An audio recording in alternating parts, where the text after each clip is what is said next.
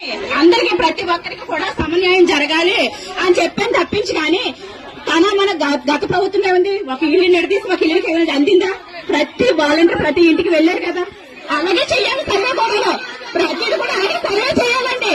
అలాగే చెయ్యాలి, అలాగే చెయ్యాలంటే నేనంటే అప్పుడు జరిగిపోయింది అనట్లేదు. మీరు అలా మాట్లాడకండి, మీరు ఎలా మాట్లాడలేదు. సమన్యాయం జరగాలి ప్రతి ఒక్కరింటికి, ప్రతి ఒక్క ఇంటికి జరగాలి, ప్రతి ఒక్క ఇంటికి వెళ్ళాలంటున్నారండి. ప్రతి ఒక్క ఇంటికి వెళ్ళాలంటున్నారు, ప్రతి ఒక్క ఇంటికి వెళ్ళాలంటున్నారండి. ప్రతి ఒక్కరింటికి సర్వే చేయాలండి. ఇది రాజకీయం కాదు. మన ఊర్లో పేదల సంఖ్య మన ఊర్లో పేదల సంఖ్య 176 మందేనండి. మన ఊర్లో పేదల సంఖ్య 176 మందేనా? మన ఊర్లోనంటున్నాను. ఎవరండి? ఎందుకు ఎవరండి? మీ ప్రభుత్వం ఉన్నప్పుడు మీరెందుకు ఇస్తారండి? మీరెందుకు ఎవరు? మీ ప్రభుత్వం మీద నమ్మకం ఉన్నప్పుడు మీరెందుకు ఇవ్వకపోవాలి?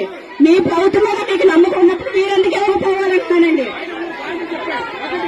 అందరికీ సమన్వయం జరగాలి అంటున్నానండి. అందరికీ సమన్వయం జరగాలి అంటున్నానండి. అందరికీ సమన్వయం జరగాలి అంటున్నాను. సమన్వయం జరగాలి. ఏమండి, దయచేసి కొన్ని సమన్వయం పాటించాలి అందరూ కూడా. మీ అధ్యక్షులు ఏమంటే చెప్పండి.